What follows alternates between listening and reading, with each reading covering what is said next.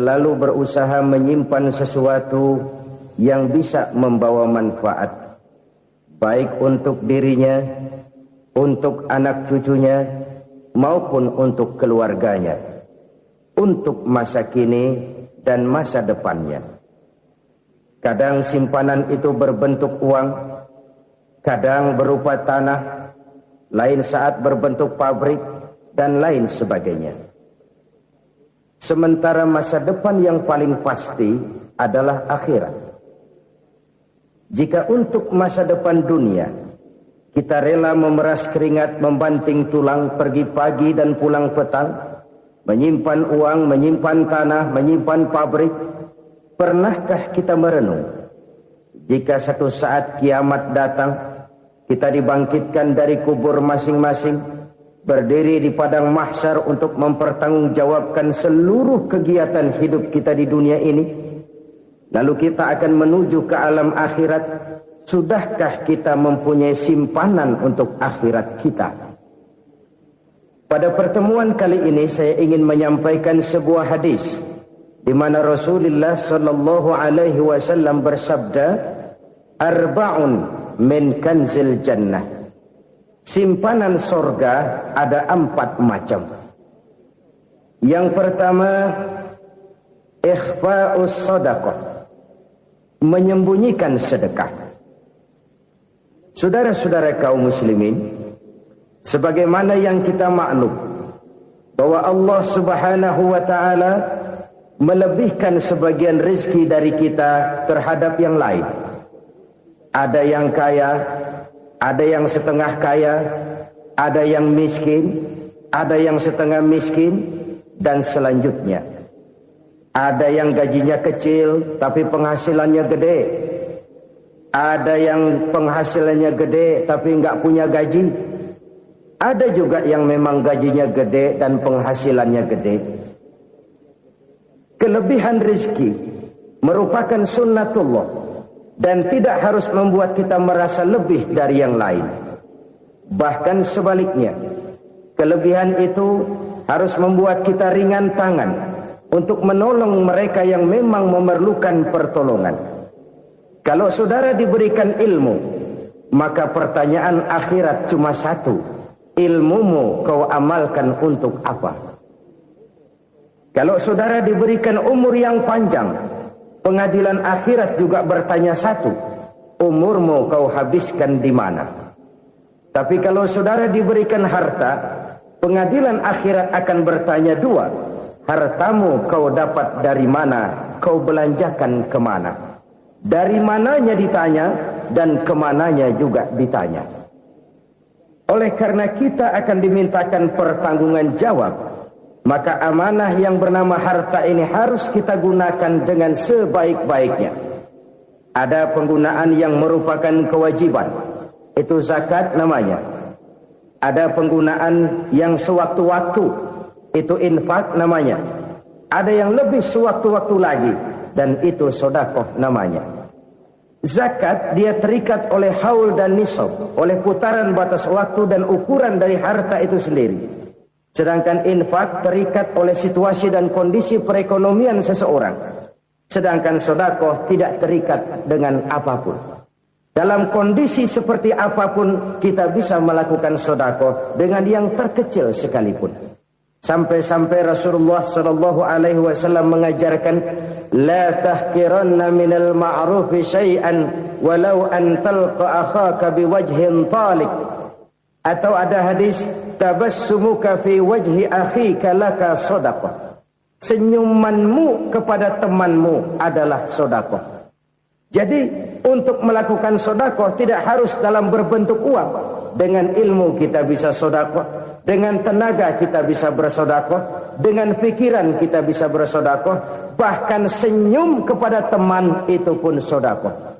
Jadi kalau sedekah dengan uang memang belum punya uang, nyengir aja banyakin. Itu asal pada tempatnya, jangan lalu ketemu tiang listrik cengengesan. Tentu tidak pada tempatnya dan tidak wajar.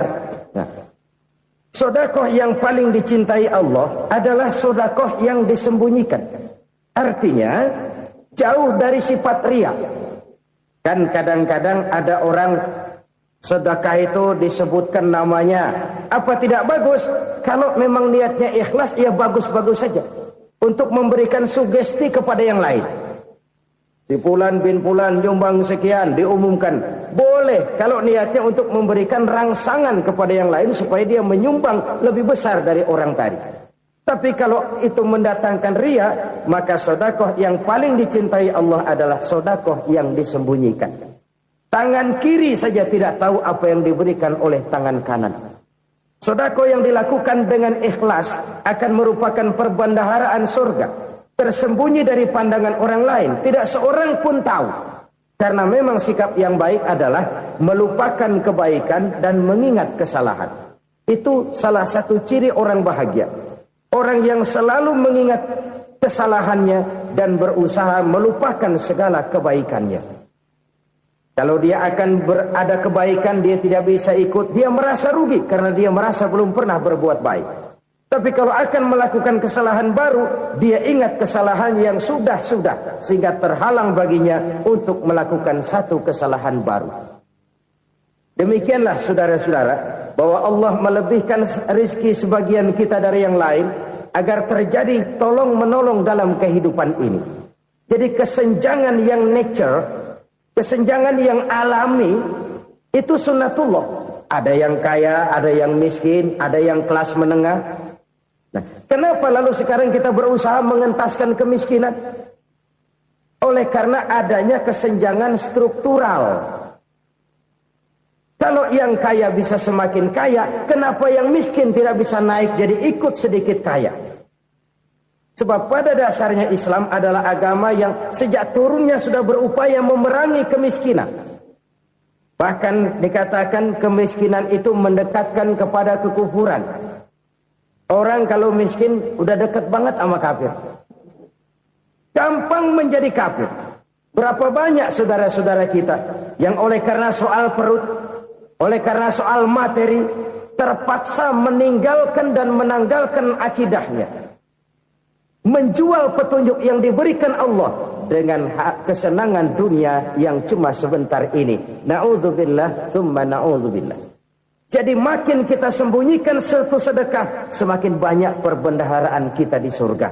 Sedekah yang paling dicintai Allah adalah sedekah yang disembunyikan. Malahan ada seorang sufi, dia punya kebiasaan kalau pergi sholat Jumat dia bawa uang, itu uang dia taruh di bawah tikar masjid. Dia niat sedekah kepada siapa saja yang nemuin itu duit. Maksudnya apa? Supaya yang nemuin nggak tahu siapa yang punya duit. Demikian dia saking ingin menyembunyikan sedekahnya. Karena sifat riya itu bisa memakan amal kita sendiri. Riya itu termasuk menyebut-nyebut kebaikan kita. Orang yang suka nepuk dada, sedikit-sedikit ngitungnya kalau nggak gua. Tuh kalau nggak gua tuh yang belas itu kalau nggak gua. Iya kalau nggak lu kenapa emang? Orang yang suka menepuk jasa, tuh biasanya memang begitu saudara-saudara. Kalau perang lagi berkecamuk, orang nggak sempat ngaku jadi pahlawan. Tapi begitu perang selesai, yang kagak kenal bedil ngaku pahlawan, mas. Itu sesuatu yang biasa. Oleh karenanya, orang-orang yang ikhlas dalam bersedekah, disembunyikannya sedekah itu, Allah cinta betul.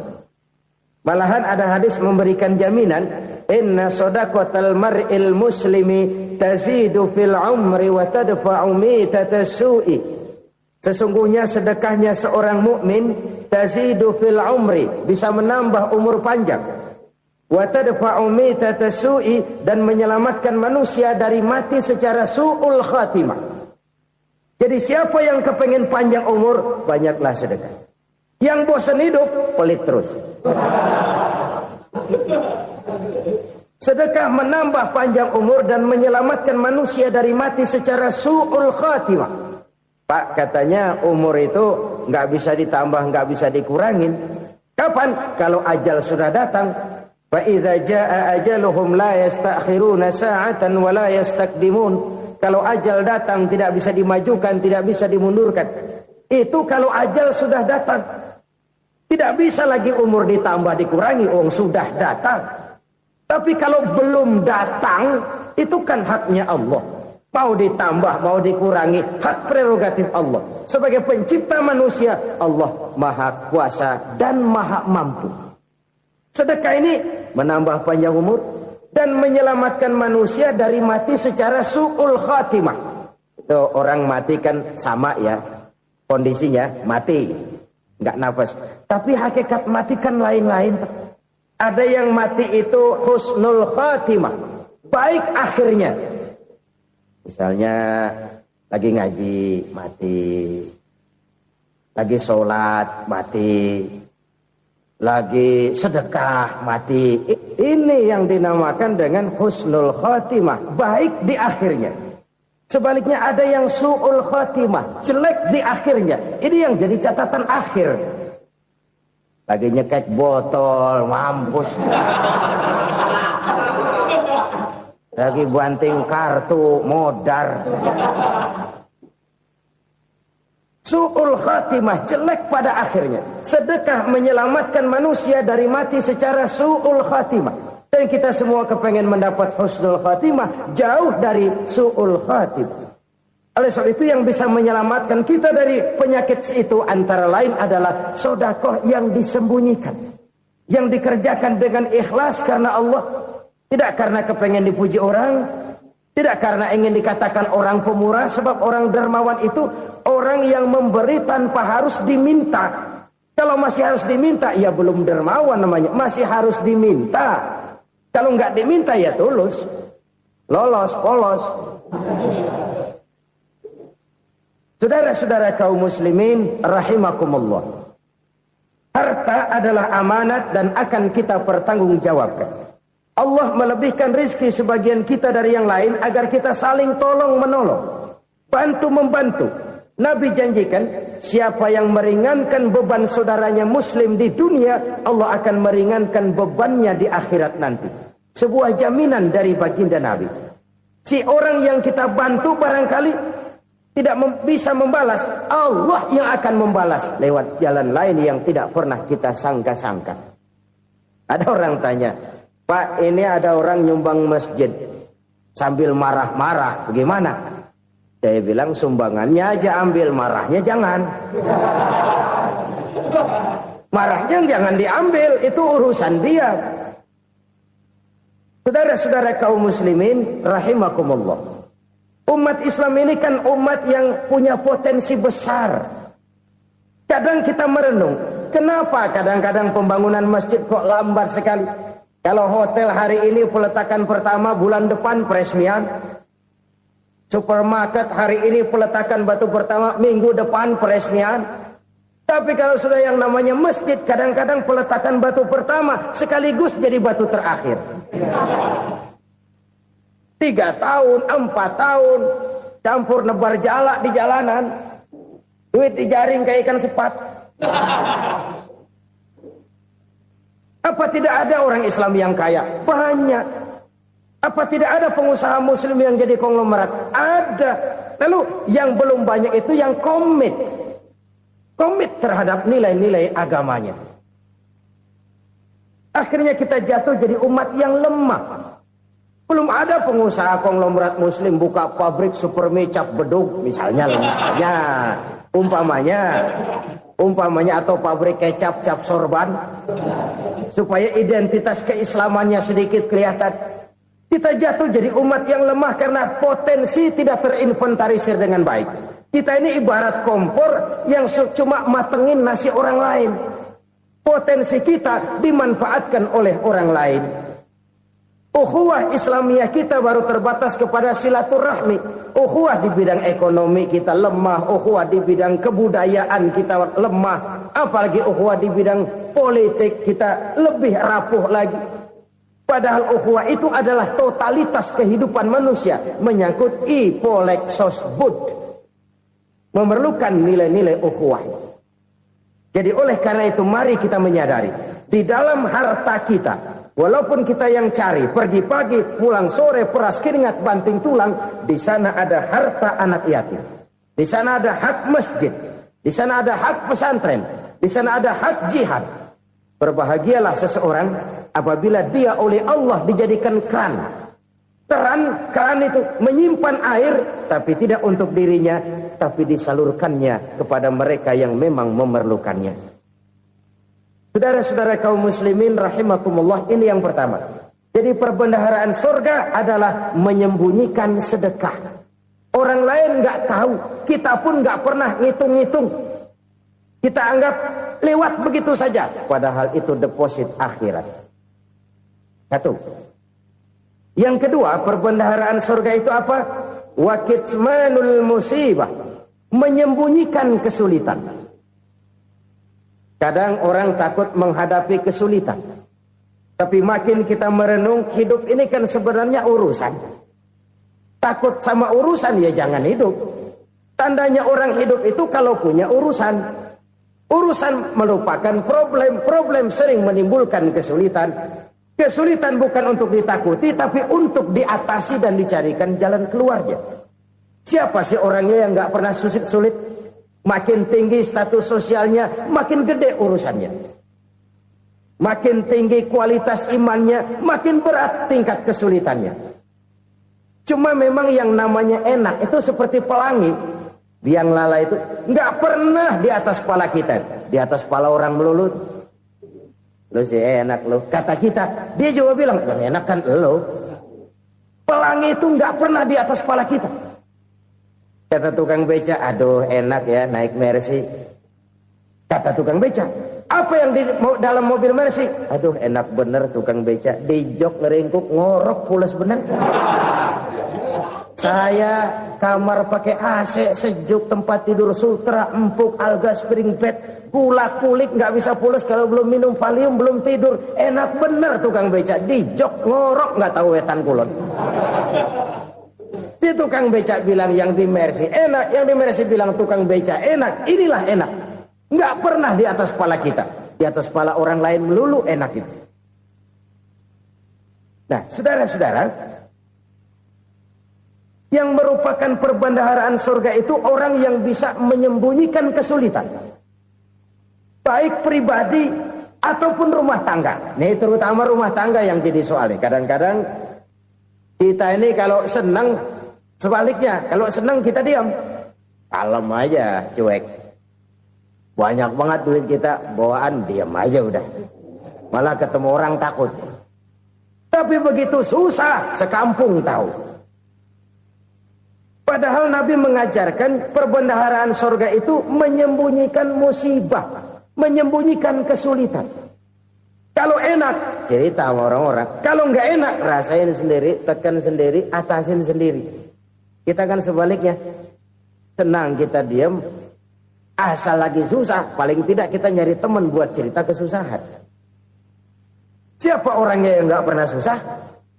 Cuma soalnya bagaimana kita mengatasi kesusahan itu sendiri. Begitu juga misalnya kalau orang sudah berumah tangga, itu orang tuanya harus menjadi tempat dia cerita yang enak-enak saja. Yang nggak enak rasain berdua, selesaikan berdua, atasin berdua. Jangan dibalik. Asal senang diam, giliran susah saja. Maknya laporan. Terbalik. Bisa menjaga security informasi. Maka nama bayam keluar diam, malah seluitan. Enak amat lo makan daging ayam. Security informasi. Saudara-saudara kaum muslimin rahimakumullah. Ujian yang terberat itu yang pernah diberikan kepada para nabi, para rasul, para aulia, para ulama. Makin tinggi keimanan, makin berat bentuk kesulitan. Ayo saya kemukakan satu contoh saja. Ada seorang nabi yang kaya, nabi kaya, namanya Nabi Ayub. Iblis kalau orang begini kan keki. Ibadahnya rajin, kaya. Nih yang kayak begini susah digodain. Kalau ibadahnya rajin, miskin, kali bisa disogok. Sini imannya mantap, ibadahnya rajin, kaya, nabi lagi. Oh, tapi namanya iblis nggak kurang akal. laporan. Tuhan, kenapa Les? Ya ini bahasa saya, bahasa Qur'annya sih nggak gitu. Itu hambamu yang namanya Ayub, dia rajin ibadah cuma karena dikasih kaya aja. Coba kasih miskin dia, berhenti dia sembahyang. Ah, kamu bisa aja. Saya tahu Ayub itu hambaku yang ikhlas. Saya buktiin Tuhan, silahkan. Dibuktiin lah, iblis turun ke alam ini. Yang mula-mula dia lakukan, dia rusak sawah ladang Nabi Ayub. Dia binasakan binatang ternak Nabi Ayub. Sehingga dalam waktu singkat, jatuhlah Nabi Ayub dari orang paling kaya, jadi orang paling miskin. Beliau masih ibadah di mihrab dalam masjid. Datang iblis. Saudara Ayub, ya. Lagi ngapain? Ibadah. Nyembah Allah, nyembah Allah. Oh, percuma. Kenapa? Tuhan yang ente sembah nih, dia udah bikin miskin ente. Sawah ladang ente hancur lebur, binatang ternak binasa. Sekarang ente jadi orang paling miskin. Ngapain nyembah Tuhan kayak begitu? Tekor. Udah berhenti dah ibadah, berhenti ibadah. Ini iblis sama Tuhan laporannya lain, yang dikerjakan kepada Nabi Ayub juga lain. Benar begitu iblis kata Nabi Ayub? Iya, sawah ladang saya habis, buras. Binatang ternak saya binasa, binasa. Saya miskin, bangpak. Apa jawab Nabi Ayub? Bukan innalillahi, ini hebat. Alhamdulillahillazi a'tani wa akhadha minni. Segala puji bagi Allah yang telah memberikan harta kepada saya dan sekarang mengambilnya lagi. Alhamdulillah. Allah yang ngasih, Allah yang ambil. Itu mah urusan Allah. Iblis cuman ibadah jalan terus, sujud lagi Nabi Ayub. Iblis seleher gondok banget. Dasar Nabi nggak mempan dia apa-apain. Miskin malah alhamdulillah. Allah yang ngasih, Allah yang ngambil. Jadi kalau kita tidak komit, kita tidak terikat kepada kaya, miskin, senang, susah, apa yang bisa bikin kita susah? Jadikan kekayaan, kemiskinan, jadikan senang, susah sebagai anak buah yang bisa kita atur. Jangan kekayaan ngatur kita, jangan kemiskinan ngatur kita. Kita yang harus mengatur mereka. Senang, susah, kaya, miskin, bahagia, sengsara, jadikan itu anak buah yang bisa kita atur. Kalau sekarang kita kaya, lain saat boleh jadi kita miskin, semiskin-miskinnya. Allah yang ngasih, Allah yang ngambil. Tenaga mana yang bisa menghalangi? Ibadah jalan terus. Iblis makin gondok. Dasar Nabi loh. Akhirnya apa? Nabi Ayub dikerjain, diberikan penyakit. Demikian fatal penyakitnya. Bayangin, udah miskin sakit. Masya Allah. Miskin sakit. Sakitnya nggak lama, kira-kira 16 tahun. Istrinya 3, 2 mental minta ceraiin. Ngerawatin laki bengek begini. Senang belum tentu, susah udah pasti nih. Cerai aja, cerai dah. Cerai. Tinggal satu Siti Rahmah yang setia menemani beliau. Sesetia-setianya hati perempuan. Satu saat Siti Rahmah bilang, "Bang, iya, abang kan Nabi bang. Lalu namanya Nabi kan doanya jarang meleset bang. Maksud kamu minta kenapa sih sama Tuhan biar abang sembuh baik dah bang?" Siti Rahmah, iya. Saya sakit berapa tahun sih dah? 16 tahun bang. Sebelum ini saya sehat berapa tahun? Ya kira-kira 60 tahun bang. Nah coba ente banding-bandingin Rahmah. Saya dikasih sehat 60 tahun. Dikasih sakit 16 tahun. Sudah nggak sabar mau doa kepada Allah minta sembuh. Saya malu kepada Allah. Diuji dengan yang luar biasa seperti ini, tidak mengganggu stabilitas kehambaannya. Dia tetap menghamba kepada Allah Subhanahu wa ta'ala. Saudara-saudara kaum muslimin rahimakumullah. Kunci menghadapi kesulitan itu apa? Allah jelaskan dalam satu ayat, wa basyiris sabirin alladzina iza asabathum musibah qalu inna lillahi wa inna ilaihi raji'un. Gembirakan orang-orang yang sabar. Siapa mereka itu? yang apabila mendapat musibah mereka kembali kepada keyakinan dasar segalanya dari Allah dan segalanya akan kembali kepada Allah. Ini konsepsi dasar dari sikap muslim dalam menghadapi berbagai kesulitan. Segalanya dari Allah, segalanya akan kembali kepada Allah. Kalau ini sudah kondisi dasarnya, maka kita akan lapang menghadapi kenyataan bagaimanapun pahitnya. Apakah itu namanya miskin, apakah itu namanya sakit, bahkan maut sekalipun. Maut sekalipun. Segalanya dari Allah, segalanya akan kembali kepada Allah. Ini sikap hidup, bukan sekedar ucapan. Kita kadang-kadang menjadikannya sebagai ucapan. Mulutnya sehingga berhenti, innalillahi wa inna ilaihi rajiun, tapi nangisnya terus gerung-gerungan. Bukan itu, ini kesadaran moral. Kalau segalanya dari Allah, segalanya kembali kepada Allah, kan sebenarnya cuma nunggu giliran. Hari ini saya nyembayangin dia, entah hari apa saya disembayangin orang. Hari ini saya antar dia ke kubur, entah hari apa orang nganterin saya ke kubur.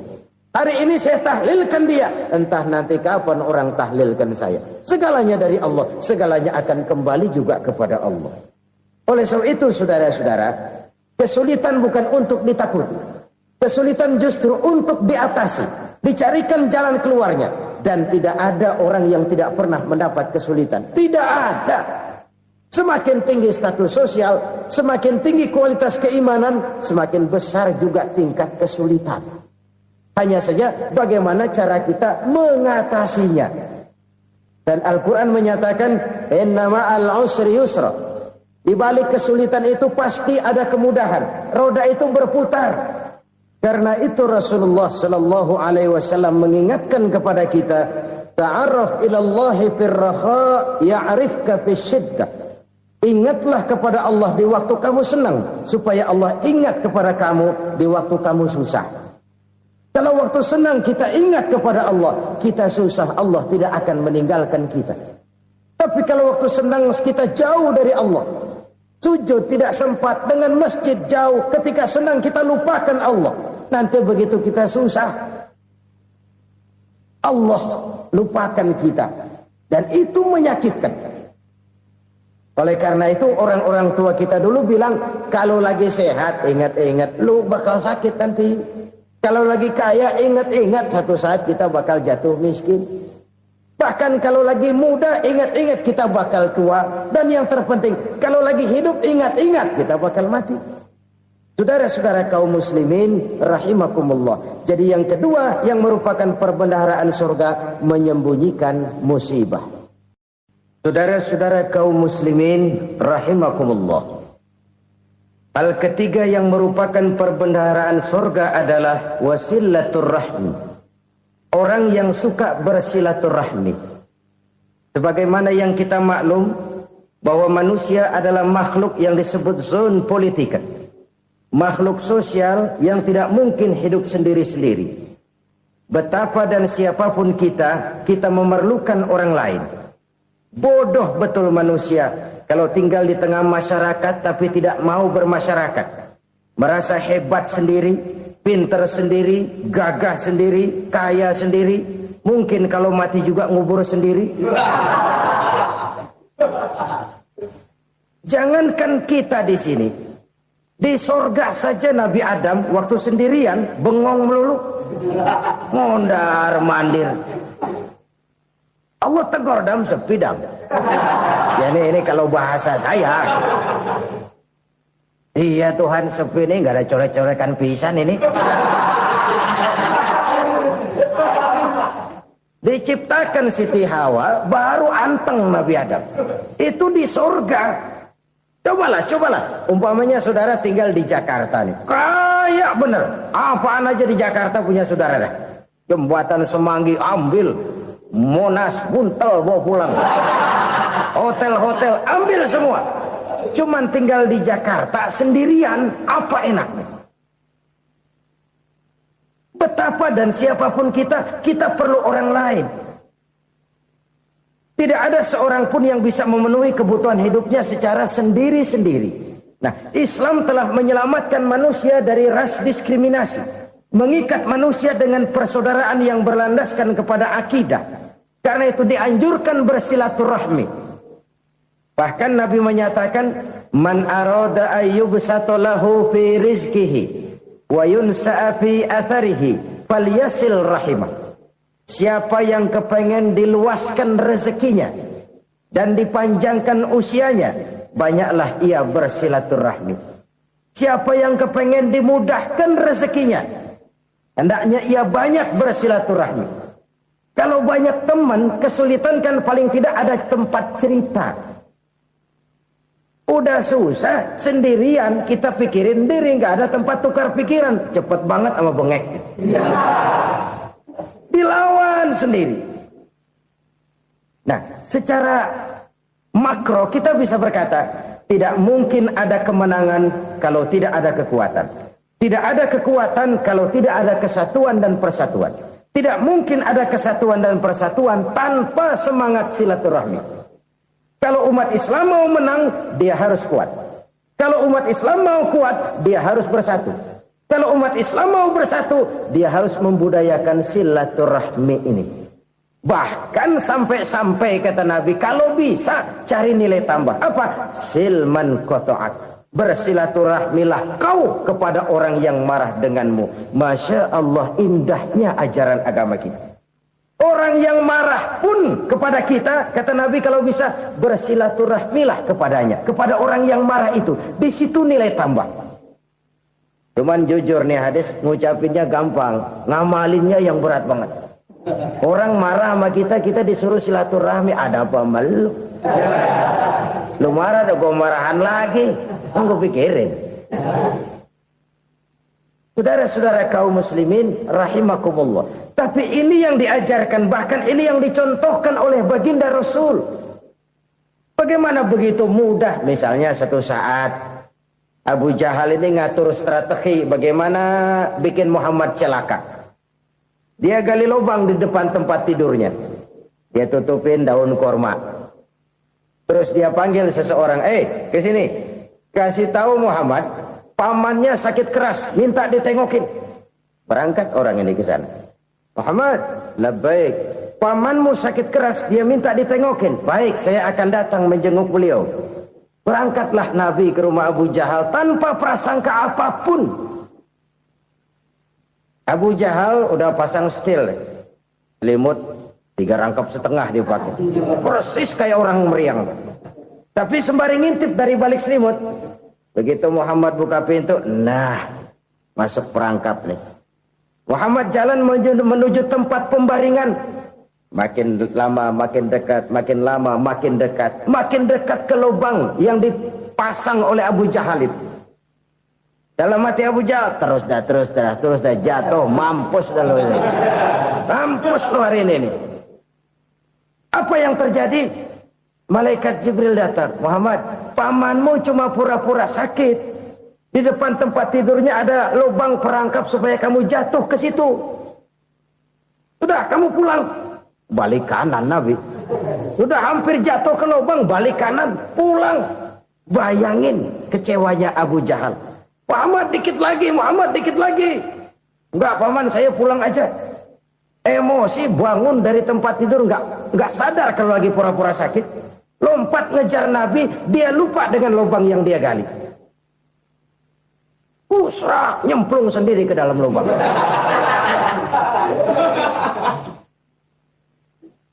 Nabi terus berlalu. Ini terjadi keanehan. Jatuh ke lubang yang dia gali itu sebenarnya nggak terlalu dalam ya, antara 3-4 meteran lah. Tolong, saya jatuh ke lubang ini. Datanglah pelayan-pelayannya itu. Angkat saya dari sini. Oh, yang ngulurin tambang. Satu gulung, belum juga nyampe itu tambang. Kurang, beli lagi ke warung. Sambung, ulur lagi, nggak juga bisa sampai. Wah, ini kerjaan Muhammad ini. Tolong, siapa salah seorang kamu ke rumah Muhammad, kasih tahu encangnya kecebur.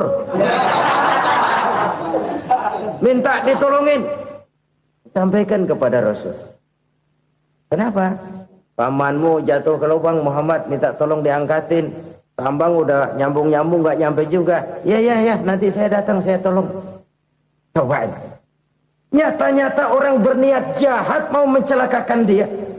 Datang dia menolong. Ini yang disebut air tuba dibalas air susu ya ini. Bukan sebaliknya.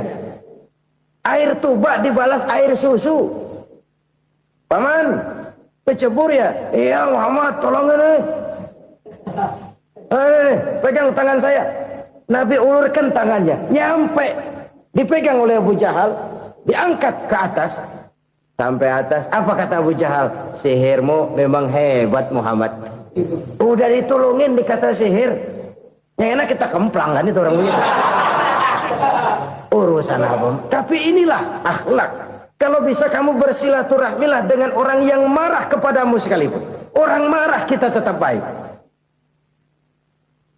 So, kalau kita berbuat baik sama orang yang memang baik, rasanya sih biasa-biasa aja. Orang baik kita baik lagi, ya draw aja, belum ada nilai tambah di situ. Baru ada nilai tambah kalau kita bisa berbuat baik kepada orang yang nyakitin kita. Itu namanya kita setingkat di atas dia. Dia sakitin kita, kita berbuat baik sama dia. Dia pelit sama kita, kita baik sama dia. Dia marahin kita, kita deketin dia. Di situ kita punya nilai tambah. Jadi siapa yang ingin diluaskan rezekinya kata Nabi dan dipanjangkan umurnya, hendaklah ia banyak-banyak bersilaturahmi. Sederhana sebenarnya silaturahmi. Tapi silaturahmi membangkitkan semangat kesatuan dan persatuan. Kesatuan dan persatuan melahirkan kekuatan. Dalam matematika, 1 ditambah 1 pasti 2. Tapi di tengah masyarakat, 1 orang takut ditambah 1 orang takut, hasilnya jadi 2 orang setengah berani. Kenapa setengah berani? Karena udah berdua. Tadi pan takut sendirian. Kalau dia kumpul turu-turu takutlah jadi berani. Kita yang lemah, kita yang tidak berdaya, kita yang miskin, kalau mau kompak bersatu, apa yang nggak bisa kita kerjain? Apalagi tinggal di kota besar, pilihan cuma 2, bertahan atau minggir. Bertahan atau minggir. Untuk bisa bertahan harus mampu bersaing. Untuk mampu bersaing harus punya keahlian. Keahlian harus ditunjang dengan pendidikan. Ditambah oleh kekompakan sebagai umat. Udah miskin mencar mulu, orang injek gitu. Orang nggak pandang urusan apa malu. Oleh karena itu silaturahmi pada hakikatnya merupakan roh dari ukhuwah yang diajarkan oleh agama kita. Bagaimana Islam menyelamatkan masyarakat manusia dari ras diskriminasi, mengikat manusia, dan tidak ada persaudaraan yang lebih indah selain persaudaraan yang diikat dengan nilai-nilai akidah. Sepanjang orang di jalan Allah, itulah saudara kita. Keluar dia dari jalan Allah, selesailah persaudaraan sampai di situ. Karena itu, kalau ingin menyimpan sesuatu di surga, banyaklah bersilaturahmi. Datang ke rumah ini, datang ke rumah itu, dan lain sebagainya. Itu simpanan kita di akhirat nanti. Ini yang ketiga. Saudara-saudara, yang keempat, perbendaharaan surga itu apa? Wa qawlu la hawla wa la quwwata illa billah. Ucapan la haula wa la quwwata illa billah. Ibadah kan ada yang berat, modalnya besar. Bangun masjid berat, modalnya besar. Bangun rumah sakit berat, modalnya besar. Ada ibadah yang berat, tapi modalnya ringan. Misalnya puasa. Puasa itu berat, mengendalikan nafsu. Kalau sekedar nggak makan nggak minum sih enteng, mengendalikan nafsu itu jihad terbesar. Tapi kan modalnya ringan, cuma niat saja. Ini ibadah berat, modalnya ringan. Ada ibadah yang ringan, modalnya juga enteng. Seperti termasuk ucapan la haula wa la quwwata illa billah. Tanpa sadar, la haula wa la quwwata illa billah, nyelengin tuh di surga. Nyelengin, kita nggak terasa, nyelengin simpenan akhirat. La haula wa la quwwata illa billah, nyimpan lagi. Kaget, la haula wa la quwwata illa billah, nyimpan lagi. Banyak simpenan. Walaupun sebenarnya yang dimaksud di sini adalah kesadaran batin bahwa tidak ada daya dan kekuatan kecuali Allah. Itu intinya. Kita memulai pekerjaan disunahkan baca bismillah, kan begitu. Apa itu? Kesadaran moral.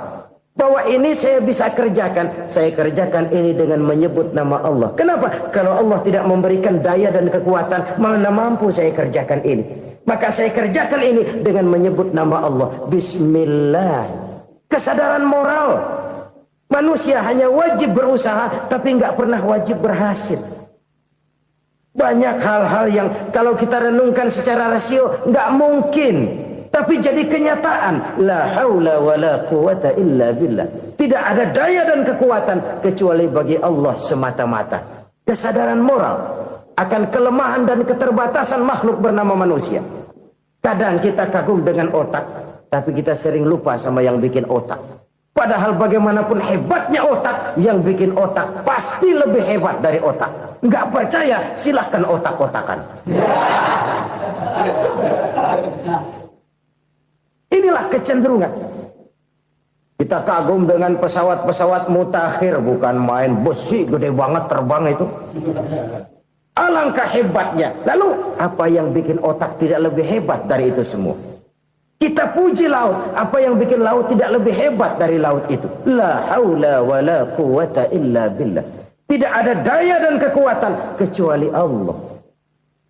Apa yang bisa kita lakukan kalau tidak karena daya dan kemampuan yang diberikan oleh Allah kepada kita? Lahirlah sikap tawadu, rendah hati, tidak melonjak menjadi angkuh dan sombong, sadar akan kelemahan dan keterbatasan diri. Sebagai makhluk yang diciptakan oleh Allah Subhanahu wa ta'ala. Jadi satu sisi ini ucapan yang berpahala, la haula, jadi wiridan. Pada sisi lain ini kesadaran moral, sikap mental, kesadaran batin, bahwa yang punya daya dan kekuatan itu cuma Allah. Kita nggak pantas untuk sombong, sebab sombong itu pakaiannya Allah. Kita nggak sedang pakai pakaian Allah, kegedean. Dan makin kita renungi, makin terbentur. Apa sih yang bisa kita sombongin? Kita mau sombong apa? Kaya, pintar, itu kan semua relatif. Di atas langit masih ada langit lagi. Jadi oleh karenanya, marilah kita menyadari. Manusia hanya wajib berusaha, tapi tidak pernah wajib berhasil. Yang berusaha saja tidak wajib berhasil, apalagi yang tidak berusaha. Islam bukan agama orang pemalas yang selesai sholat lalu endelohom, nggelenggem ayem-ayem. Tapi Islam bukan agama orang sombong yang setelah berusaha lalu tidak memerlukan Allah. Kita bisa saja bikin proyeksi, tahun sekian kita bakal panen besar menurut perhitungan otak. Tapi ada kejadian lain. Apa? Tikus ngambek. Habis itu dimakanin tikus, panen gagal. Proyeksi rasional gagal oleh tikus-tikus yang ngambek itu. Bisa saja terjadi. Tahun depan kita panen besar, urung. Kenapa? Musim panas panjang. Dan sekarang ini koran-koran bikin berita musim mengalami penyelewengan. Bukan cuma manusia yang nyeleweng sekarang. Musim pakai nyeleweng. Mestinya kan musim hujan udah selesai, masih hujan-hujan juga. Musim. Nah sekarang kita boleh bikin proyeksi, kita bakal panen besar. Tahu-tahu musim panas panjang, sawah retak, air kering. Cari teknokrat yang paling botak, suruh pendekin tuh musim panas. La haula wa la quwata illa billah. Inilah kesadaran moral. Saudara, saya teringat satu saat ada seorang konglomerat. Umurnya ya kira-kira 70-an. Satu saat dia ditanya oleh wartawan, "Pak, umur Bapak berapa sih?" "Ya paling 10 tahun." 10 tahun? 10 tahun? Anak Bapak berapa orang? Satu saja? Satu. Harta Bapak berapa? Ya paling-paling bangsa 7 juta kali. 7 juta? Iya. Pak, kenapa Bapak bohongi saya? Bapak punya buku biografi. Koran-koran, majalah-majalah banyak memuat cerita riwayat hidup Bapak. Saya tahu umur Bapak 70. Kenapa bilang cuma 7 tahun? Saya tahu anak Bapak 8. Kenapa cuma bilang 1? Saya tahu harta bapak miliaran, mungkin triliunan, pabrik di mana-mana, bank di mana-mana. Kenapa bilang uang bapak cuma 7 juta? Nah, kata si konglomerat tadi, kamu benar nak, kamu benar. Umur saya kalau jumlahnya memang 70 nak. Cuman ingat-ingat saya, baru 7 tahun terakhir ini saya sujud. Baru 7 tahun terakhir ini saya berusaha dekat dengan Allah. Saya laksanakan perintahnya, saya jauhi larangannya. 7 tahun inilah rasanya yang ada nilainya di hadapan Allah. Yang 63 tahun matong, kelabu, kelem umur gue. Habis untuk maksiat, untuk munkarat. Maka ketika ditanya tadi, umur saya 7 tahun itu. Oh begitu Pak. Oh iya. Lalu anak Pak. Anak bapak kan 8. Kenapa bilang cuma 1? Nah, kalau jumlah hitungannya memang anak saya 8. Tapi dari 8 orang ini rasanya cuma 1 nih. Yang bakal jadi buah hati, belahan jantung. Pelanjut cerita, penerus sejarah. Bakal jadi anak soleh yang akan mendoakan saya. Cuma 1 rasanya anak saya ini yang bakal jadi buah hati saya. Besar-besaran saya. Yang akan mendoakan di kubur saya. Yang akan mendoakan di akhirat saya. Yang 7 orang mana? Masya Allah, yang atu tenggeng, yang atu nyekek botol mulu, yang atu nggak karu-karuan. Makanya saya bilang 1 anak saya yang akan bisa mendoakan saya. Oh begitu Pak. Iya. Nah harta Pak, harta bapak kan triliunan, pabrik bapak di mana-mana, uang bapak hampir di tiap bank-bank besar. Kenapa bilang cuma 7 juta? Betul kau nak. Harta saya kalau jumlahnya memang miliaran, triliunan mungkin. Tapi yang saya ingat baru 7 juta tuh yang saya belanjakan di jalan Allah. Saya nyumbang masjid, saya santuni yatim piatu, saya bantu pembangunan pesantren, saya bantu pembangunan rumah sakit Islam. Itu yang akan saya bawa pulang ke akhirat, yang 7 juta itu. Yang triliunan itu nanti akan diperebutkan oleh anak-anak saya sebagai waris saya. Jadi harta saya 7 juta itu yang bakal nemenin saya di akhirat. Yang akan saya bawa pulang jadi teman saya. Saudara-saudara kaum muslimin, jangan-jangan orang tua itu adalah kita-kita ini. Jangan-jangan kita-kita ini adalah orang tua itu. Jangan-jangan itu potret dari diri kita masing-masing. Dari sekian umur yang diberikan Allah, berapa tahun yang ada nilainya di hadapan Allah? Dari sekian anak-anak yang merupakan amanah, berapa yang akan mendoakan kita sebagai orang tuanya menjadi anak soleh? Dari sekian banyak harta yang diberikan Allah, berapa yang akan kita bawa pulang menghadapnya nanti, yang kita belanjakan di jalan Allah? Ini sebuah potret kehidupan. Karena itu kita kembali kepada la haula wa la quwwata illa billah. Kita wajib berusaha, kita wajib berikhtiar. Selebihnya, segala daya dan kekuatan hanya milik Allah saja semata-mata. Satu kesadaran batin dari setiap pribadi muslim. Setelah ia berusaha dan berikhtiar, ia menyerahkannya kepada Allah Subhanahu wa ta'ala. Jadi, satu sisi ini merupakan wiridan ucapan yang mengandung pahala. Pada sisi lain, ini merupakan sikap batin dari seorang muslim di dalam ia menghadapi realitas kehidupan ini. Saudara-saudara kaum muslimin rahimakumullah. Kalau ini kita jadikan satu basis kehidupan, maka ini akan menyelamatkan manusia dari kemungkinan tergelincir menjadi orang yang lupa diri dan lupa darat.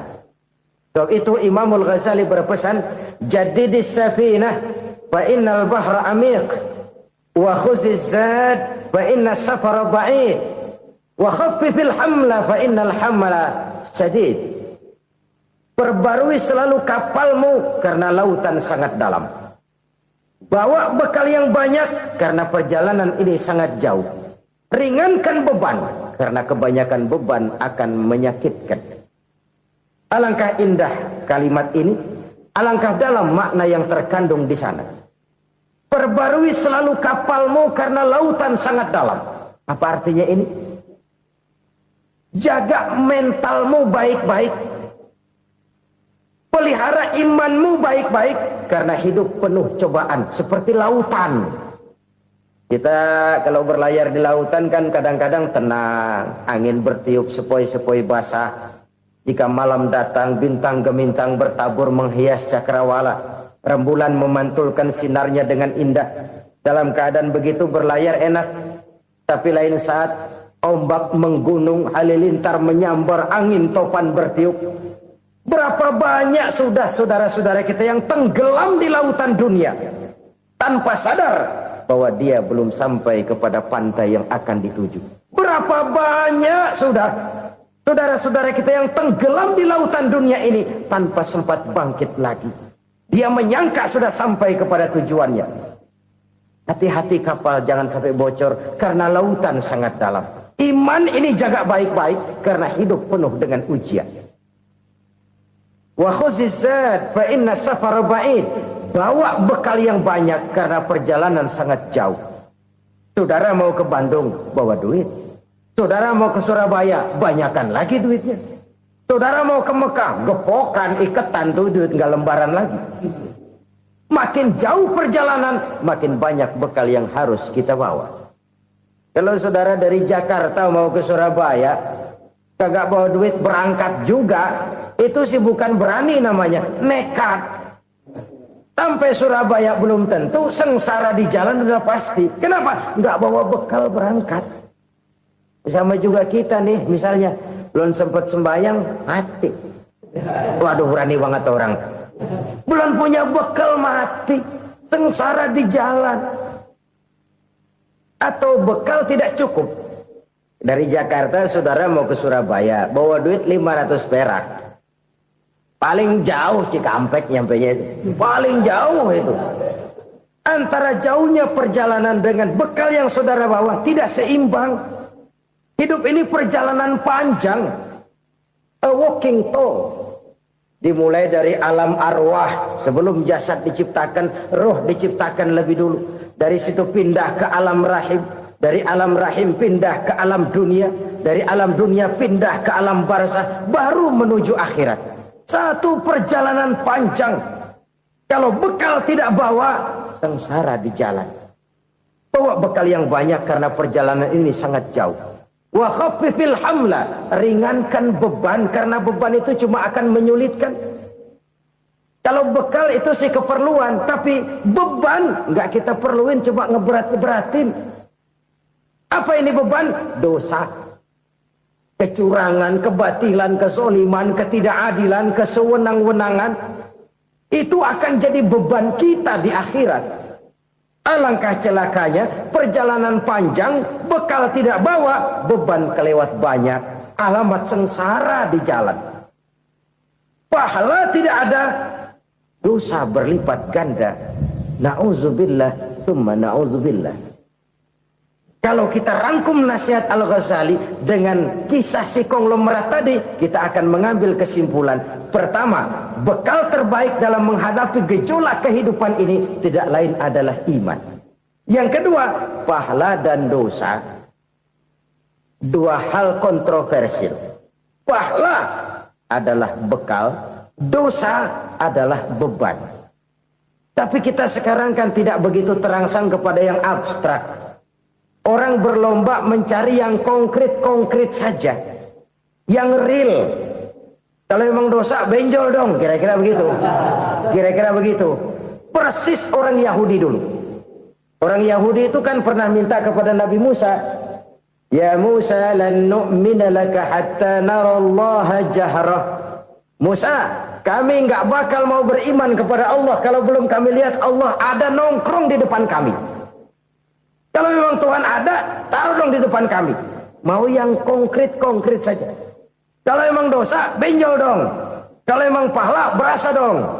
Orang terangsang kepada yang real, yang konkret-konkret saja. Karena itu, untuk mengejar dosa, orang mau bayar. Tapi untuk mengejar pahala, walaupun tidak bayar, orang segan. Ini yang dikatakan oleh Nabi, kamu mengharapkan ke surga, tapi kamu berat melaksanakan sesuatu yang bisa membawa kamu ke surga. Kamu ingin jauh dari neraka, tapi tiap saat kamu lakukan perbuatan-perbuatan yang justru menjerumuskan kamu ke neraka. Idda'aitum an-najata minan nar wa ramaitum fiha anfusakum. Kamu ingin selamat dari neraka, tapi kamu lemparkan diri kamu ke neraka. Kamu ingin masuk surga, tapi berat sekali kamu melakukan perbuatan-perbuatan yang bisa menyampaikan kamu di surga. Saudara-saudara kaum muslimin rahimakumullah. Jadi hal keempat yang merupakan perbendaharaan surga adalah la haula wa la quwwata illa billah. Satu sisi ini merupakan ucapan yang memperberat timbangan akhirat. Pada sisi lain ini merupakan sikap hidup seorang muslim. Kesadaran batin yang sangat dalam bahwa tidak ada daya dan kekuatan kecuali Allah. Dan itu kita simbolkan pada saat memulai pekerjaan dengan Bismillah, dengan menyebut nama Allah. Satu kesadaran moral, saya hanya bisa melakukan ini karena diberikan daya dan kekuatan oleh Allah. Lahirlah sikap tawadhu, rendah hati, tidak melonjak menjadi angkuh dan sombong.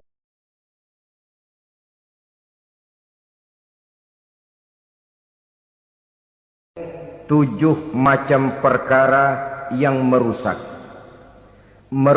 akidah dan keimanan, merusak amal perbuatan yang sudah kita kerjakan, merusak sendi-sendi kehidupan sosial, pendek kata merusak segala hal di dalam kehidupan kita. Jauhilah olehmu 7 macam perkara yang merusak. Yang pertama, asyirku billah, menyekutukan Allah subhanahu wa ta'ala. Agama dimulai dari keyakinan, maka kehancuran agama selalu dimulai dari kehancuran keyakinan, iman atau akidah yang dimiliki oleh seseorang. Dan untuk menghancurkan nilai-nilai iman yang kita miliki ini, orang rasanya tidak akan menghantam kita dengan peluru kendali. Orang tidak akan mengirimkan nuklir ke sini. Orang tidak juga akan mengirimkan satuan militernya ke sini. Untuk menghancurkan nilai-nilai iman, dibanjiri kita dengan paham-paham yang merusak dan mendangkalkan akidah. Baik ia bernama materialisme, baik ia bernama sekularisme, baik ia bernama banjirnya maksiat dan munkarat, baik ia bernama banjirnya peradaban dan kebudayaan yang menghancurkan moral daripada anak-anak kita, sedikit demi sedikit melenturkan dan melunturkan nilai-nilai keimanan kita, untuk kemudian pada waktunya nilai iman itu akan bertukar dan berganti menjadi nilai syirik kepada Allah subhanahu wa ta'ala. Atau pada sisi lain, menjadikan yang selain Allah sebagai tujuan akhir daripada kehidupan kita. Sedangkan kita sama-sama maklum bahwa di dalam pandangan agama Islam, dosa yang tidak berampun, dosa yang terbesar, termasuk dalam kategori bapak moyangnya dosa, tidak lain adalah syirik, yakni menyekutukan Allah subhanahu wa ta'ala. Pola penghancuran iman ini memang berstrategi. Ditawarkan kita kepada paham materialisme, paham kebendaan, di mana otak menempati urutan sebagai ranking pertama, Tuhan jatuh pada urutan kedua. Lalu menyusul kepada paham sekularisme, Allah dipisahkan dari seluruh kegiatan hidup ini, untuk pada gilirannya menjadikan yang selain Allah sebagai tujuan akhir daripada seluruh kegiatan hidup kita. Oleh karenanya, kewajiban menjaga nilai-nilai iman ini merupakan kewajiban yang mulia tetapi berat, tidak hanya untuk kita, tetapi juga bagaimana mewariskannya kepada anak-anak kita, generasi yang akan datang. Orang-orang tua bijaksana yang diceritakan di dalam Al-Quran, kalau sudah berpikir tentang anak-anaknya, pertanyaan yang paling mereka risaukan ialah, ma ta'buduna min ba'di. Anakku, kalau pada satu saat aku, ayahmu sudah tidak ada lagi di dunia ini, meninggalkan kamu semua, ma ta'buduna min ba'di, apa yang akan kamu sembah nak? Jikalau sekarang ayahmu masih mau ke masjid, masih mau melakukan rukuk dan sujud, masih beribadah menyembah Allah Subhanahu wa taala. Kalau orang tuamu sudah tidak ada, ma ta'buduna min ba'di, masihkah engkau mau datang ke masjid? Masihkah engkau mau rukuk dan sujud? Masihkah engkau mau menyembah Allah Subhanahu wa taala? Pertanyaan ini yang dipikirkan oleh Nabi Yakub kepada putra-putranya. Pertanyaan ini yang diteruskan oleh Nabi Ibrahim kepada anak-anaknya. Pertanyaan ini yang diwariskan oleh generasi ulama salafus saleh kepada para generasi berikutnya. Bagaimana kita generasi sekarang? Kita orang-orang tua sekarang bukan berfikir ma ta'buduna min ba'di, malah yang kita fikirkan ma ta'kuluna min ba'di. Kalau bapak tidak ada nanti kamu makan apa nak? Perkara kamu nyembah apa urusan nomor 18. Yang penting kamu nanti hidup bisa makan nak. Maka kita sibuk mewariskan harta kepada anak-anak kita. Kita sibuk mewariskan kebun dan tanah kepada anak-anak kita. Kita sibuk mewariskan pabrik kepada anak-anak kita. Sementara kita lupa mewariskan intan yang paling mahal, mewariskan mutiara yang paling berharga, yaitu nilai iman kepada Allah Subhanahu wa taala. Alangkah baiknya apabila warisan harta, warisan tanah dan kebun, warisan rumah dan pabrik didasari lebih dahulu dengan mewariskan nilai iman kepada Allah Subhanahu wa taala. Sebagai orang-orang tua, kita boleh bersedih kalau anak kita tidak mengerti komputer. Kita boleh bersedih kalau anak kita tidak mengerti matematika. Kita boleh bersedih kalau anak kita tidak mengerti bahasa Inggris. Tapi sewajarnya lebih bersedihlah kita orang tua jikalau mempunyai anak yang tidak kenal Allah sebagai Tuhannya, yang kemudian tidak mau rukuk dan sujud kepada Allah Tuhannya. Itulah kemalangan yang paling malang bila kita meninggalkan generasi yang tidak bertauhid kepada Allah Subhanahu wa taala. Betapapun anak kita tidak ngerti komputer, saudara, paling-paling kerugiannya cuma kerugian dunia. Masuk dia ke alam barzakh, munkar nakir tidak akan sempat tanya kau belajar komputer apa tidak. Kumpul dia di padang mahsyar, malaikat juga tidak akan tanya matematikamu nilainya berapa. Yang ditanya kau kenal Allah, kau rukuk dan sujud kepadanya, kau pernah datang ke masjid. Oleh karena itu sekali lagi, menjaga nilai iman tidak hanya untuk kita, tetapi juga mewariskannya kepada anak-anak kita generasi yang akan datang. Sungguh kemalangan yang paling besar apabila kita meninggalkan anak-anak kita. Mereka kita tinggalkan lemah ekonominya, itu tidak baik. Mereka kita tinggalkan lemah otaknya, itu pun akan membuat mereka tertinggal oleh yang lain.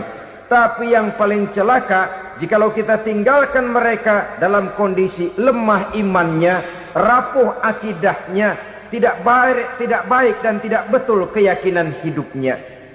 Oleh karena itu Nabi berpesan, jauhilah 7 perkara yang merusak. Yang pertama, syirik kepada Allah Subhanahu wa taala. Menyekutukan Allah baik dalam ucapan, dalam keyakinan ataupun dalam perbuatan. Ini perkara pertama yang termasuk 7 perusak besar di dalam kehidupan. Kalau sudah jatuh kita ke lembah syirik, bagaimanapun banyak kebaikan yang kita kerjakan, berjiwa sosial, bertangan pemurah, gemar menolong orang lain, kalau memang dasarnya syirik, maka seluruh kebaikan kita akan hancur, tidak akan ada nilainya dalam pandangan Allah Subhanahu wa taala. Dalam pandangan manusia mungkin kita dicatat sebagai orang sosial, gemar menolong orang lain, tidak berpangku tangan melihat orang yang mendapat kesulitan. Tapi oleh karena dasarnya syirik, dasarnya tidak mentauhidkan Allah, maka seluruh nilai kebaikan yang kita kerjakan tidak akan ada nilainya dalam pandangan Allah Subhanahu wa taala.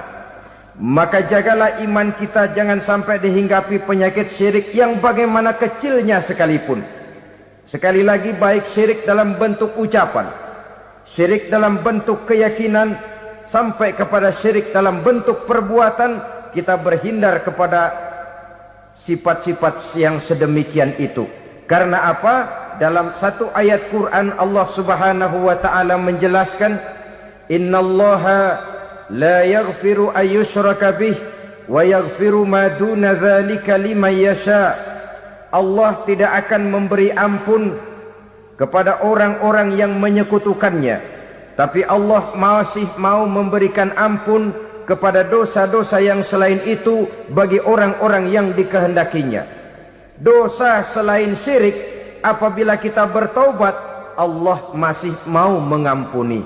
Tapi kalau sudah jatuh ke tempat syirik, itu sudah dosa yang tidak berampun. Taubatnya tidak lain melepas syirik, kembali kepada tauhid, berkeyakinan bahwa hanya ada Allah Subhanahu wa taala, Tuhan satu-satunya yang lam yalid wa lam yulad wa lam yakul lahu kufuwan ahad. Tidak beranak, tidak pula diperanakkan, dan tidak satupun yang dapat menyerupai Tuhan Allah Subhanahu wa taala. Saudara-saudara kaum muslimin rahimakumullah, bahwa kita di zaman sekarang memang tidak menyembah berhala, ya. Bahwa kita tidak berterang-terangan mengatakan Tuhan lebih dari satu, memang. Bahwa kita tidak berkeyakinan Tuhan itu punya anak atau diperanakkan, tentu. Tapi dalam perbuatan dan i'tiqad, kita kadang-kadang jatuh tanpa kita sadari ke tempat yang bernama syirik ini. Oleh karenanya, di zaman di mana teknologi makin canggih, di mana kemajuan pembangunan makin menjangkau berbagai aspek kehidupan, diperlukan keseimbangan antara kemajuan fisik material dengan kemajuan mental spiritual. Apabila tidak ada keseimbangan, yang terwujud tentulah kepincangan, yang diawali dengan pincangnya cara kita berpikir, sehingga pada akhirnya akan mengarah kepada pincangnya cara kita berbuat dan bertindak di dalam kehidupan kita. Oleh karena itu Nabi berpesan, jauhilah sifat syirik, karena syirik merupakan dosa yang teramat besar. Ini sifat merusak yang pertama. Yang kedua kata Nabi, wasihra, jauhilah sihir. Sihir ini juga termasuk perkara yang merusak kehidupan. Kita semua sama-sama maklum bahwa sihir sebenarnya bukan persoalan baru. Sejak sebelum datang Islam, sihir itu sudah ada. Di zaman Yunani kuno, sihir ada. Di zaman Mesir kuno, di zaman Cina kuno, dan yang lain-lain yang serba kuno, sihir itu sudah ada. Bahkan para nabi pun, para rasul yang diutus oleh Allah Subhanahu wa taala, senantiasa berhadapan dengan ahli-ahli sihir untuk menguji kebenaran dari misi yang mereka bawa. Sihir adalah perbuatan di luar kebiasaan yang bisa dikerjakan oleh ahlinya dengan bantuan jin atau setan. Hukum mempelajari sihir adalah haram, mengamalkannya lebih haram lagi. Sebab itu saudara-saudara, sihir merupakan perbuatan merusak yang harus kita jauhi. Ciri-ciri daripada perbuatan sihir, pertama, ia mengandung tipuan, bayangan khayal. Di zaman Nabi Musa misalnya, orang melihat tambang-tambang itu seperti ular. Nabi Musa melayangkan tongkatnya menjadi ular-ular besar yang memakan ular-ular kecil ciptaan tukang-tukang sihir Fir'aun tadi. Lalu sihir bisa terjadi dengan bantuan jin kafir atau setan. Kemudian ciri yang ketiga, sifatnya halus dan tersembunyi. Taruh kata ada seorang ahli sihir yang mempergunakan ayat-ayat Quran sebagai jompa-jampe, sebagai baca-bacaan, itu cuma sekedar kedok. Tujuannya tidak lain menjadikan agama sebagai ketok untuk membenarkan cara yang dimurkai oleh Allah Subhanahu wa taala. Satu hadis yang diriwayatkan oleh Imam Bazar dan Tabrani, Nabi berpesan, laisa minna man tatayyara lahu au takahhana au tukuhina lahu au sahira lahu. Tidak termasuk ke dalam golonganku, kata Nabi, tidak termasuk umatku. Siapa mereka? Man tatayyara lahu, orang yang bertatoyur. Apa tatoyur itu? Dari kalimat toyaro, artinya terbang. Toir biasa diartikan dengan burung. Tatoyaro percaya kepada suara-suara burung. Man tatayyara lahu, mempercayai, meyakini dengan benar-benar kepada suara beburungan. Kan suka ada itu, nah bunyi burung tuh, maling liwat. Maling liwat, burung bunyi, maling liwat. Itu termasuk tatayyara lahu, percaya kepada suara burung. Kan aneh kalau suara orang nggak dipercaya, suara burung malah dipercaya.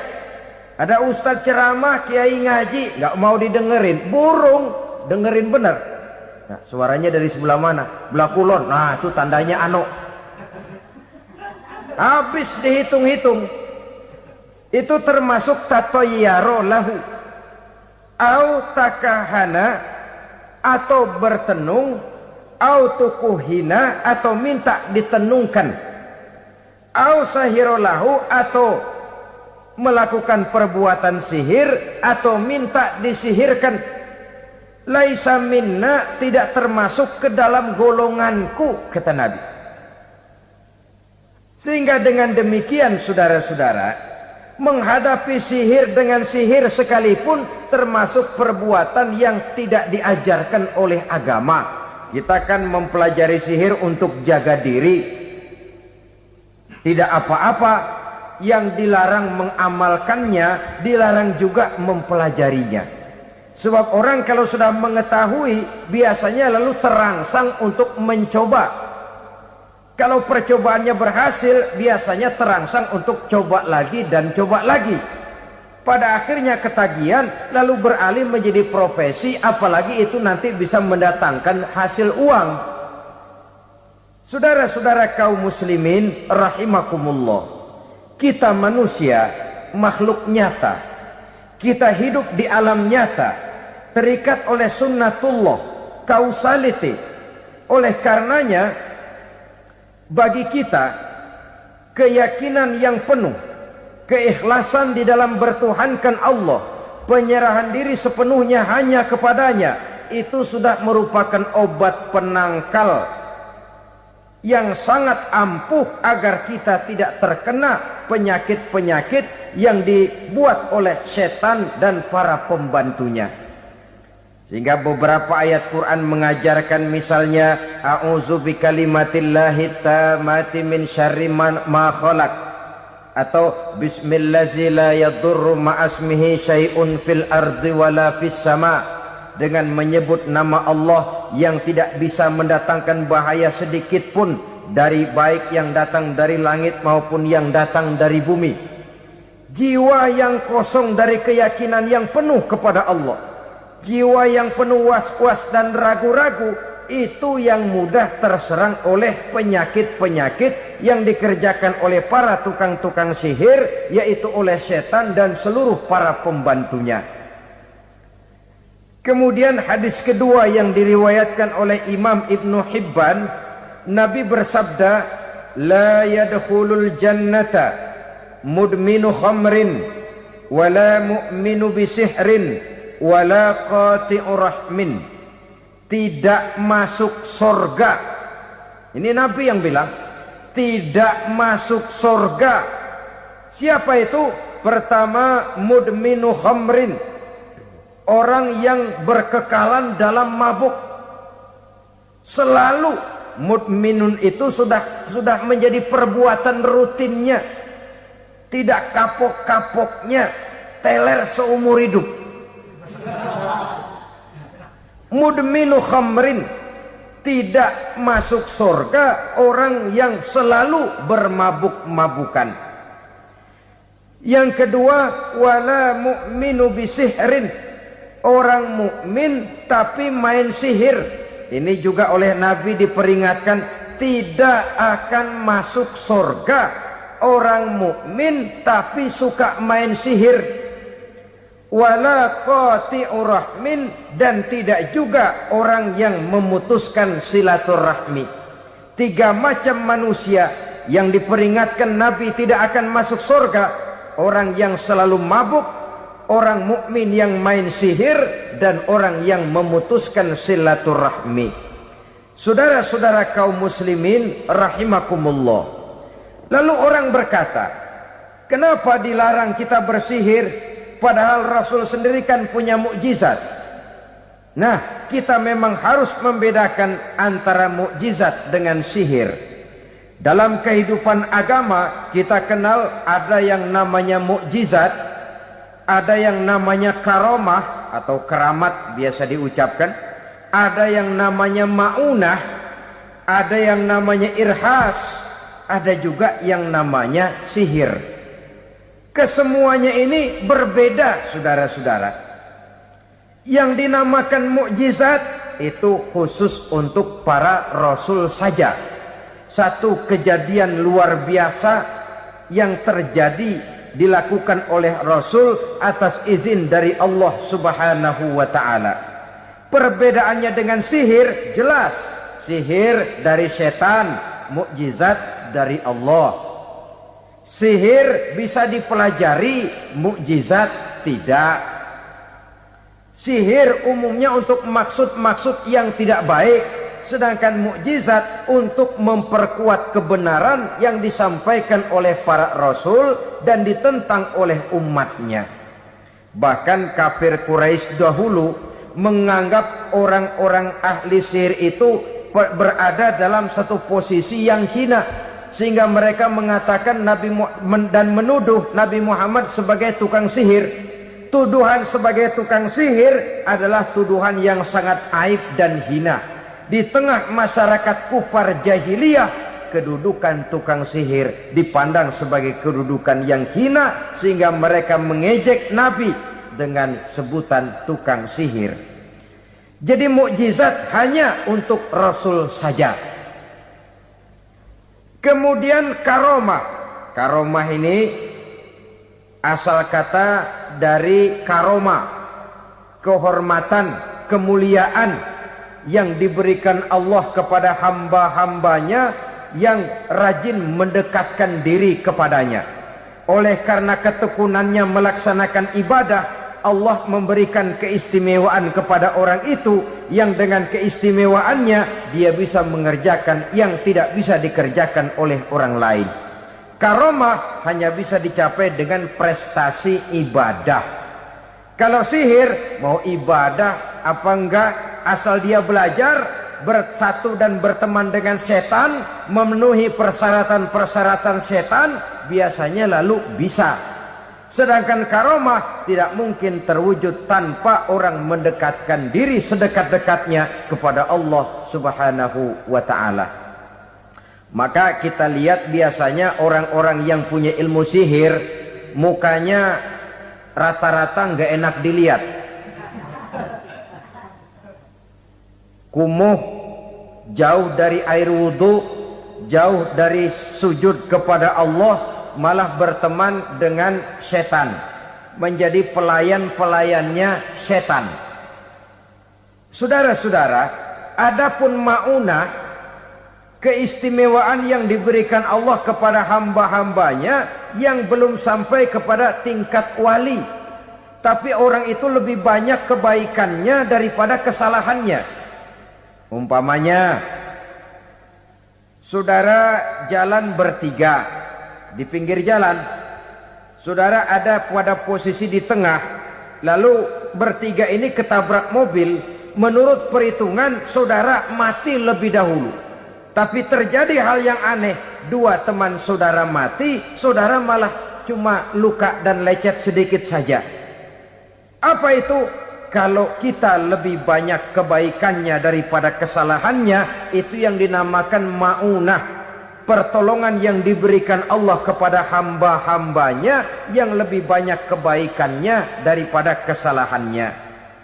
Sedangkan yang dinamakan irhas, kejadian luar biasa pada diri seseorang pada waktu dia masih kecil, yang menunjukkan tanda-tanda keistimewaannya. Itu umumnya pada para nabi pada usia kecilnya sudah ada irhas, tanda-tanda istimewa. Jelas baik mukjizat, karomah, maunah maupun irhas berbeda dengan sihir. Sihir ini jelas saja merupakan bantuan dan persekutuan antara manusia dengan setan. Padahal setan, kata Allah dalam Al-Quran, innahu lakum aduwwum mubin, sesungguhnya setan bagi kamu adalah musuh yang sangat jelas. Saudara-saudara kaum muslimin rahimakumullah, di zaman sekarang dalam menghadapi beban kehidupan yang makin pelik, menghadapi stres yang tidak kunjung selesai, menghadapi persoalan-persoalan yang teramat berat, orang sering mencari jalan keluar kepada hal-hal yang menurut pendapatnya bisa meringankan beban moralnya itu. Pergilah dia mencari sesuatu yang dapat meringankan bebannya. Dan tidak jarang yang jatuh ke pangkuan tukang-tukang tenung, ke pangkuan tukang-tukang sihir, yang mereka itu oleh Quran dijelaskan kazabal munajjimun walau sodaku. Tukang-tukang tenung, tukang-tukang sihir, mereka itu bohong walaupun benar. Maksudnya bohong walaupun benar artinya kalau yang mereka kerjakan benar, itu sih kebenaran. Benar dengan kebenaran itu lain. Kebenaran, kebetulan bisa, tapi tidak untuk selalu. Apalagi kalau itu sudah membahayakan kehidupan orang lain. Jadi oleh karena itu Nabi berpesan, jauhilah daripada sihir. Kalau sudah jauhilah dari sihir artinya ya jauhilah daripada mempelajarinya, jauhilah daripada bergaul dengan orang-orang yang ahli di bidang itu, karena dari pergaulan segalanya bisa menular. Baiklah saudara, ini yang kedua. Yang ketiga pesan Nabi, wa qatlan nafsil lati harramallahu illa bil haq, membunuh orang lain dengan cara yang tidak benar, membunuh orang yang diharamkan oleh Allah Subhanahu wa taala untuk melakukannya kecuali dengan alasan yang benar. Kita tahu Islam adalah agama damai sesuai dengan namanya. Ia tidak dikembangkan dengan pedang dan kekerasan. Ia dikembangkan dengan keteladanan dan tuntunan moral. Oleh karena Islam bukan agama kekerasan, Islam pun tidak mementingkan dan mengajarkan kekerasan kecuali dengan alasan yang benar dan bisa dipertanggungjawabkan. Membunuh dengan sengaja, menghilangkan nyawa orang lain tanpa alasan yang bisa dibenarkan adalah merupakan dosa besar dan satu di antara 7 perkara yang bisa mendatangkan kerusakan dalam kehidupan dan yang hendaknya harus kita jauhi. Saudara-saudara kaum muslimin rahimakumullah, beberapa waktu yang lalu di sebuah kota kecil yang indah bernama New Auckland. Saudara tahu New Auckland? Itu dari Gunung Kidul masih ngidul lagi.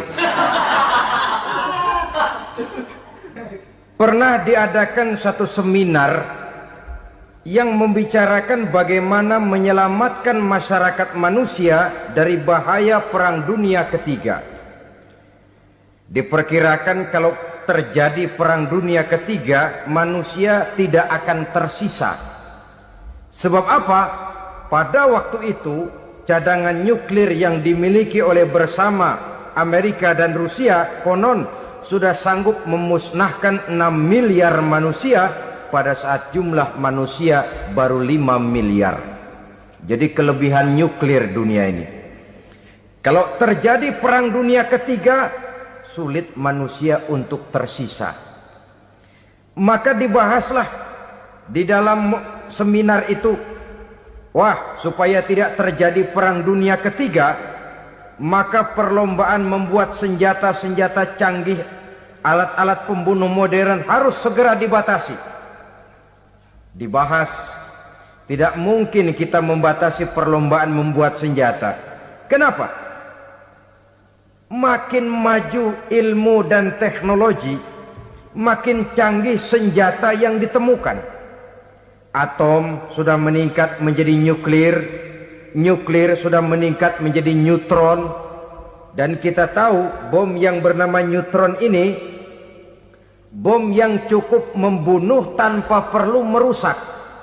Artinya kalau dia diledakkan di kota kita ini, bangunan utuh, jembatan tidak ambruk, rumah-rumah tetap berdiri, tapi semua yang bernama hidup mati. Itu katanya lebih sopan dari bom atom. Sebab kalau si atom ini sudah membunuh, merusak pula. Neutron cukup membunuh saja tanpa perlu merusak. Jadi majunya senjata-senjata teknologi sebagai akibat yang logis dari kemajuan ilmu pengetahuan ini tidak bisa kita batasi. Dan memang sebenarnya yang bahaya bukan senjatanya, tapi manusia yang mengendalikan senjata itu. Mereka kembali kepada prinsip the man behind the gun. Bukan senjatanya yang bahaya, tapi manusia yang mengendalikan senjata itu yang bahaya. Walaupun senjatanya modern, katakanlah model M16 umpamanya, kalau yang mengendalikannya orang beriman, insya Allah aman. Tapi biar megang cuma senapan angin, kalau yang megang orang brutal, ngeri kita deket-deket. Apalagi kalau memang bukan ahlinya menggunakan senjata, bisa ngeker kaki kena jidat.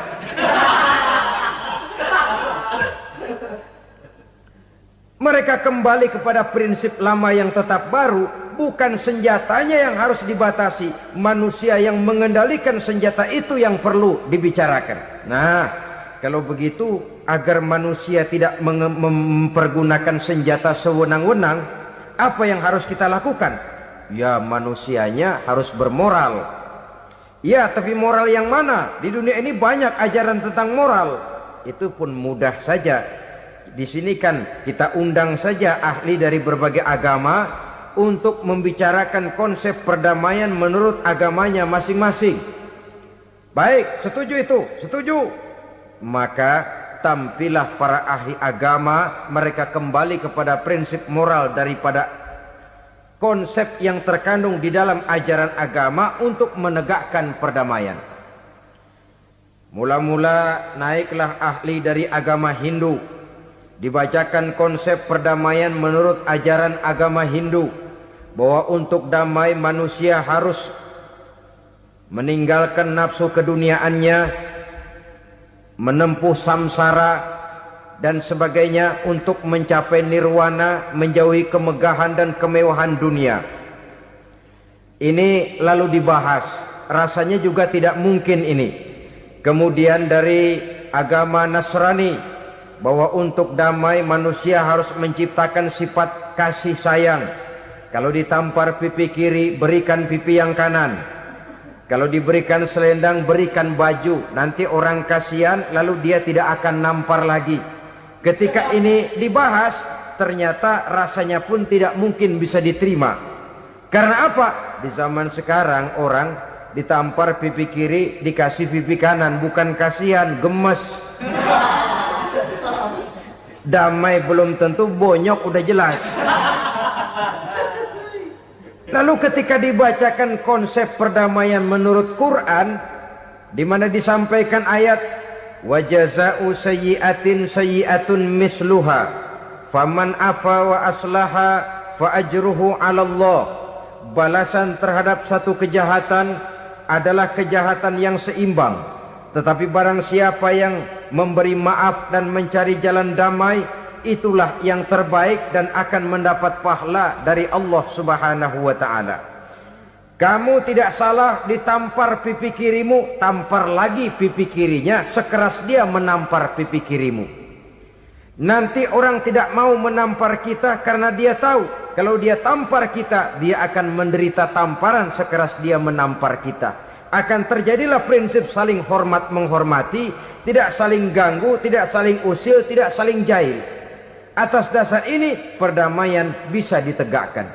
Mereka bisa menerima konsep ini, tapi kemudian seminar ditutup tanpa satu keputusan resmi.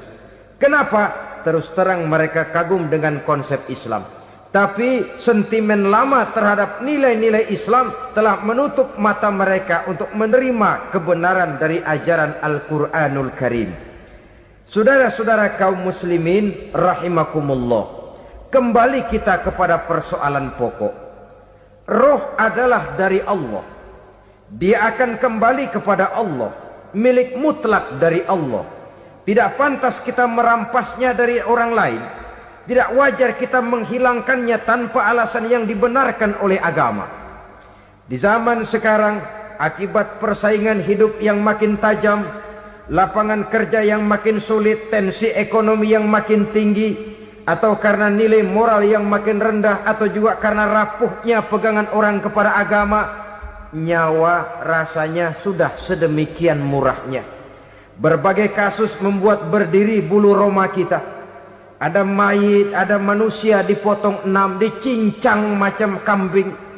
Ada yang dipotong 5, ada yang dipotong 13, dikardusin, dibuang ke tempat sampah. Inna lillahi wa inna ilaihi raji'un. Gejala apa ini? Kanibalisme. Manusia sudah demikian sadisnya, manusia sudah sedemikian buasnya, sehingga sesama manusia diperlakukan seperti hewan. Padahal hewan sendiri belum pernah macan makan macan, bagaimanapun buasnya macan. Belum pernah serigala memakan serigala, bagaimanapun brutalnya serigala. Tetapi manusia makan manusia di zaman sekarang kadang jadi kenyataan dalam kehidupan kita. Kadang persoalannya remeh saja, soal uang 200 perak, pisau bicara, nyawa melayang. Soal rokok sebatang, celurit bicara, nyawa melayang. Soal-soal yang sama sekali tidak prinsip, begitu mudah kita menghilangkan nyawa orang lain. Padahal Nabi pernah memperingatkan, apabila dua orang muslim sudah berkelahi dan berbunuh-bunuhan, al-qatil wal maktul finnar, yang membunuh dan yang terbunuh dua-duanya neraka. Sahabat heran, ya Rasul, kalau yang terbunuh, kalau yang membunuh masuk neraka itu sih wajar, tapi yang terbunuh kenapa neraka juga? Beliau menjawab, dua-duanya sudah punya niat untuk saling membunuh. Niatnya itu yang diponten. Yang terbunuh cuman lagi apes aja, keduluan dia. Umpama tidak terbunuh, pasti dia yang akan membunuh. Oleh karenanya al-qatil wal maktul, yang membunuh dan yang dibunuh finnar, dua-duanya masuk ke dalam neraka.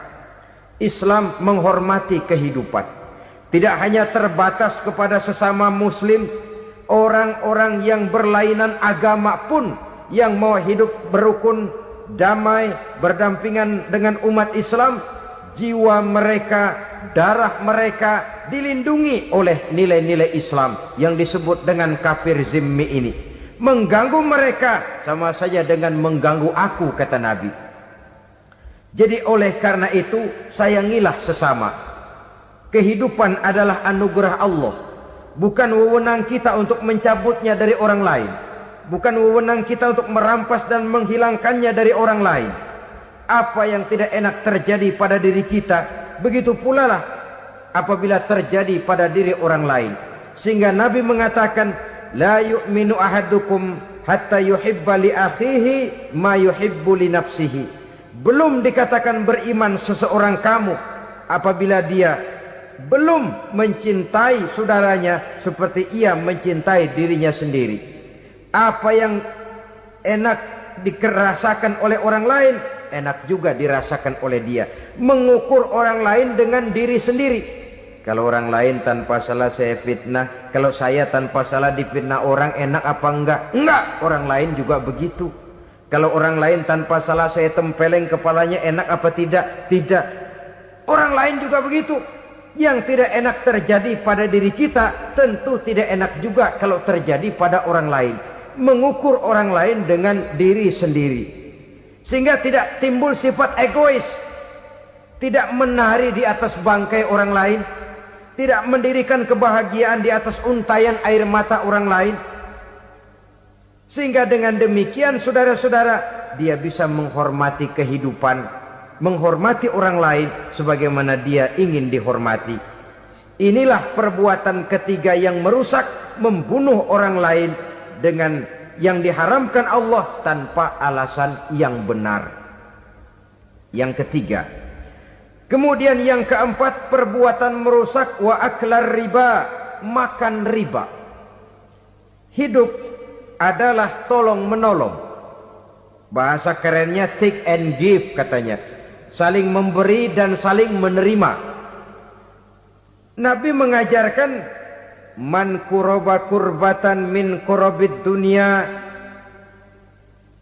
karaballahu lahu kurbatan min kurabi yaumal qiyamah wallahu fi aunil abdi madamal abdu fi auni akhihi.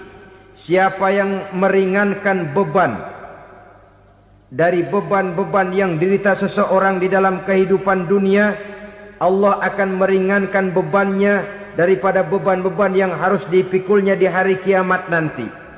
Wallahu fi aunil abdi madamal abdu fi auni akhihi. Allah senantiasa akan menolong seorang hamba selama hamba itu masih mau menolong saudaranya. Allah selalu akan menolong seorang hamba selama hamba itu masih mau menolong saudaranya. Apabila kita sudah berpangku tangan terhadap kesulitan orang lain,